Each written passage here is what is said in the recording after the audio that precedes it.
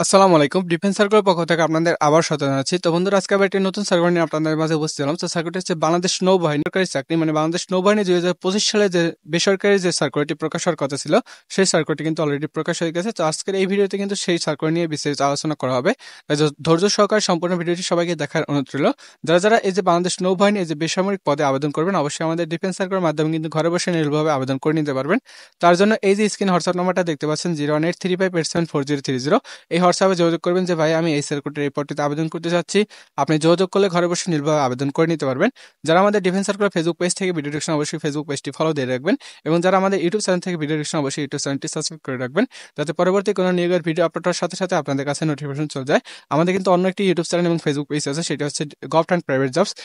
এই যে government and private jobs Facebook page এবং ইউটিউব চ্যানেল আছে, মানে ফেসবুক পেজ এবং ইউটিউব চ্যানেল আছে, এইখানে কিন্তু বাংলাদেশের যে সকল মানে ডিফেন্স পদে যে সকল সার্কুলারগুলো হয়, সেই সকল সার্কুলারগুলো কিন্তু ভিডিও আপলোড করা হয়। অলরেডি কিন্তু এখানে ভিডিও আপলোড করা হচ্ছে প্রতিনিয়ত। তো যারা যারা গভর্নমেন্ট প্রাইভেট জবসে যুক্ত না, অবশ্যই এই ভিডিও ডেসক্রিপশন বক্স চেক করবেন। ডেসক্রিপশন বক্সে কিন্তু আমাদের গভর্নমেন্ট প্রাইভেট জবসের ফেসবুক পেজ এবং ইউটিউব চ্যানেলে লিঙ্ক দেওয়া থাকবে।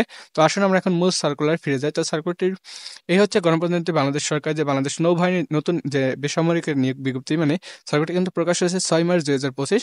তো সার্কুলারটির প্রথম পদটা হচ্ছে জুনিয়র অ্যাসিস্ট্যান্ট, বেতন স্কেলটা হচ্ছে এটা 11,000 থেকে 26,590 টাকা পর্যন্ত। এখানে পদ সংখ্যা রয়েছে মাত্র একটি। শিক্ষাগত যোগ্যতা প্রয়োজনে আপনাদের কোনো শিক্ষিত বিশ্ববিদ্যালয় হতে পদার্থবিদ্যা বা রসায়নবিদ্যা অনন্য দ্বিতীয় শ্রেণী বা সমানের সিজিপিতে কিন্তু স্নাতক বা সমানের ডিগ্রি থাকতে হবে। এবং দ্বিতীয় নম্বর পদটি হচ্ছে উচ্চমান সহকারী, বেতন গ্রেড 14, পদ সংখ্যা রয়েছে 60টি। শিক্ষাগত যোগ্যতা প্রয়োজন হবে স্নাতক বা সমানের ডিগ্রি। তৃতীয় নম্বর পদটি হচ্ছে স্টোর হাউসম্যান, বেতন গ্রেড 14, পদ সংখ্যা রয়েছে 10টি। স্নাতক বা সমানের ডিগ্রি থাকলে আবেদন করতে পারবেন। চতুর্থ নম্বর পদটি হচ্ছে স্টোর হাউস সহকারী, বেতন গ্রেড 14, পদ সংখ্যা রয়েছে কিন্তু 3টি। এখানে কিন্তু স্নাতক বা সমানের ডিগ্রি থাকলে কিন্তু আবেদন করতে পারবেন। 5 নম্বর পদটি হচ্ছে 7 মধ্যকর কাম কম্পিউটার অপারেটর, বেতন গ্রেড 14, পদ সংখ্যা রয়েছে কিন্তু এখানে 6টি। এখানেও কিন্তু আপনাদের সমানের দ্বিতীয় শ্রেণী বা সমানের সিজিপিতে কিন্তু স্নাতক ডিগ্রি থাকতে হবে। কম্পিউটার ব্যবহার দক্ষতা থাকতে হবে, এবং computer word processing, email, fax, machine ইত্যাদি চালানো কিন্তু দক্ষতা থাকতে হবে। এবং এখানে কিন্তু কম্পিউটার মুদ্রাক্ষরের ক্ষেত্রে কিন্তু গতি থাকতে হবে আপনাদের।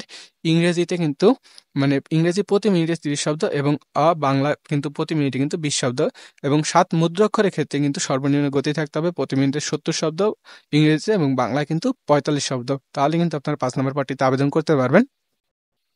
6 নম্বর পদটি হচ্ছে ল্যাবরেটরি অ্যাসিস্ট্যান্ট, বেতন গ্রেড 14, 10,200 টাকা থেকে 24,680 টাকা পর্যন্ত। পদ সংখ্যা রয়েছে 4টি। শিক্ষাগত যোগ্যতা প্রয়োজন হবে এখানে কিন্তু কোনো শিক্ষিত বিশ্ববিদ্যালয়তে বিজ্ঞান বিভাগের রসায়ন বিদ্যা সহ কিন্তু আপনাদের স্নাতক বা সমানের ডিগ্রি থাকলে আবেদন করতে পারবেন 6 নম্বর পদটিতে।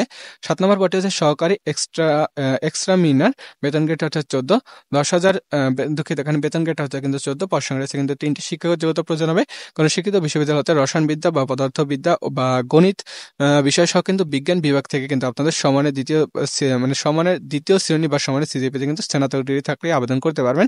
8 নম্বর পদটি হচ্ছে ক্যাশিয়ার, বেতন গ্রেড হচ্ছে 14, এখানে পদ সংখ্যা রয়েছে কিন্তু একটি। এখানেও কিন্তু আপনাদের বাণিজ্য বিভাগ থেকে কিন্তু আপনাদের যে কোনো অনন্য দ্বিতীয় শ্রেণী বা সমানের সিজিপিতে কিন্তু স্নাতক বা সমানের ডিগ্রি থাকতে হবে, তাহলে কিন্তু আপনারা ক্যাশিয়ার পদটিতে আবেদন করতে পারবেন।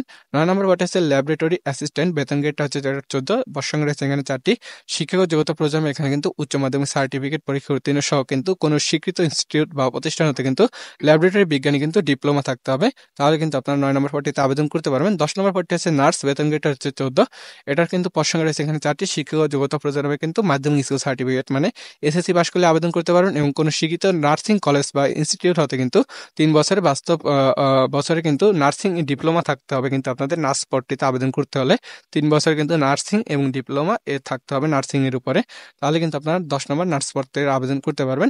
11 নম্বর পদটি হচ্ছে অফিস সহকারী কাম কম্পিউটার মুদ্রাক্ষর, বেতন গ্রেড হচ্ছে 16, পদ সংখ্যা রয়েছে এখানে 53টি। শিক্ষাগত যোগ্যতা প্রয়োজন হবে কোনো শিক্ষিত বোর্ড হতে অনন্য দ্বিতীয় শ্রেণী বা সমানের সিজিপিতে কিন্তু উচ্চ মাধ্যমিক সার্টিফিকেট চেয়েছে, এবং কম্পিউটারে ব্যবহারের দক্ষতা চেয়েছে, এবং ওয়ার্ড প্রসেসিং, ইমেল, ফ্যাক্স ইত্যাদি চালানো, মানে কম্পিউটারে যে সকল কাজগুলো আছে সেগুলো সকল কাজগুলো কিন্তু অভিজ্ঞতা চেয়েছে, এবং মুদ্রাক্ষর কিন্তু আপনাদের গতি থাকতে হবে ইংরেজিতে 20 শব্দ এবং বাংলায় 20 শব্দ থাকলে কিন্তু 11 নম্বর পদটিতে আবেদন করতে পারবেন। 12 নম্বর পদটি হচ্ছে স্টোরম্যান, বেতন গ্রেডটা হচ্ছে 16, পদ সংখ্যা রয়েছে এখানে 20টি। শিক্ষাগত যোগ্যতা প্রয়োজন হবে উচ্চ মাধ্যমিক সার্টিফিকেট, মানে এইচএসসি। 13 নম্বর পদটি হচ্ছে জুনিয়র টাইম কিপার, বেতন স্কেল এটা 16, পদ সংখ্যা রয়েছে একটি। এখানেও কিন্তু উচ্চ মাধ্যমিক সার্টিফিকেট চেয়েছে। 14 নম্বর পদটি হচ্ছে টেলিফোন অপারেটর, বেতন গ্রেড এটার 8, পদ সংখ্যার বেতন গ্রেডটা হচ্ছে 16, পদ সংখ্যা রয়েছে কিন্তু 8টি। শিক্ষাগত যোগ্যতা প্রয়োজন হবে এখানে কিন্তু উচ্চ মাধ্যমিক সার্টিফিকেট, এবং এই যে সংশ্লিষ্ট কাজে কিন্তু আপনাদের অভিজ্ঞতা চেয়েছে, অবশ্যই অভিজ্ঞতা থাকলে কিন্তু আবেদন করতে পারবেন।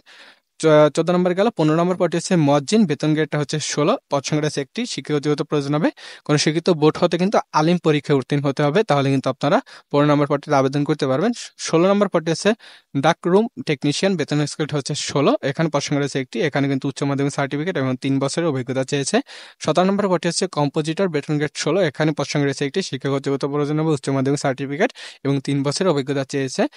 18 নম্বর পদটি হচ্ছে মিউ ওয়াইফ, বেতন স্কেল হচ্ছে এটারও 16, পদ সংখ্যা রয়েছে এখানে একটি, এখানে কিন্তু মাধ্যমিক স্কুল সার্টিফিকেট চেয়েছে এবং কোনো শিক্ষিত ইনস্টিটিউট বা প্রতিষ্ঠান হতে কিন্তু ধাত্রীবিদ্যায় কিন্তু সনদপত্র এবং কিন্তু এখানে সাধারণ নার্সিং পেশায় চাকরির অভিজ্ঞতা থাকতে হবে, তাহলে কিন্তু আপনারা এই যে 18 নম্বর পদটিতে মিড ওয়াইফ পদটিতে কিন্তু আবেদন করতে পারবেন। 19 নম্বর পদটি হচ্ছে ল্যাবরেটরি অ্যাটেন্ডেন্ট, বেতন স্কেলটা তার 16, এখানে কিন্তু পদ সংখ্যা রয়েছে 9টি, শিক্ষাগত যোগ্যতা প্রয়োজন মাধ্যমিক স্কুল সার্টিফিকেট। 20 নম্বর পদটি হচ্ছে বাইন্ডার, বেতন স্কেলটা 16, পদ সংখ্যা রয়েছে 2টি, শিক্ষাগত যোগ্যতা প্রয়োজন মাধ্যমিক স্কুল সার্টিফিকেট পরীক্ষা উত্তীর্ণ এবং দুঃখিত এবং বুক বাইন্ডিং এর কাজে কিন্তু আপনার 3 বছরের অভিজ্ঞতা থাকতে হবে। 21 নম্বর পদটি হচ্ছে ট্রেসার, বেতন গ্রেড 16, এখানে পদ সংখ্যা রয়েছে 4টি, শিক্ষাগত যোগ্যতা প্রয়োজন মাধ্যমিক স্কুল সার্টিফিকেট এসএসসি পাস এবং এখানে কিন্তু কোনো স্বীকৃত বোর্ড হতে ইনস্টিটিউট হতে কিন্তু আপনাদের ট্রেড কোর্স থাকতে হবে। এই যে ট্রেসারের উপর কিন্তু আপনাদের ট্রেড কোর্স কিন্তু থাকতে হবে। 22 নম্বর পদটি হচ্ছে আয়া, বেতন গ্রেড এটার 19, পদ সংখ্যা রয়েছে কিন্তু 3টি, শিক্ষাগত যোগ্যতা প্রয়োজন মাধ্যমিক স্কুল সার্টিফিকেট এবং সংশ্লিষ্ট কাজে কিন্তু বাস্তব অভিজ্ঞতা থাকলে আপনি আবেদন করতে পারবেন।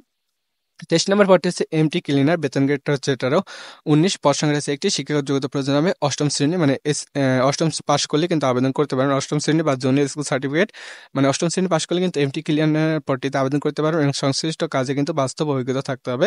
24 নম্বর পদটি হচ্ছে ফায়ারম্যান, বেতন স্কেলটা হচ্ছে কিন্তু এটা 19, পদ সংখ্যা রয়েছে এখানে 14টি, শিক্ষাগত যোগ্যতা প্রয়োজন হবে, এখানে কিন্তু মাধ্যমিক স্কুল সার্টিফিকেট এসএসসি পাশ করলে আবেদন করতে পারবেন এবং সংশ্লিষ্ট কাজে কিন্তু বাস্তব অভিজ্ঞতা থাকতে হবে এবং এখানে কিন্তু শারীরিক যোগ্যতা প্রয়োজন হবে 5 ফিট 4 ইঞ্চি উচ্চতা প্রয়োজন হবে, ওজন প্রয়োজন হবে 110 পাউন্ড এবং বুকের মাপ কিন্তু 30/32 হতে হবে, তাহলে কিন্তু আপনারা ফায়ারম্যান পদটিতে আবেদন করতে পারবেন।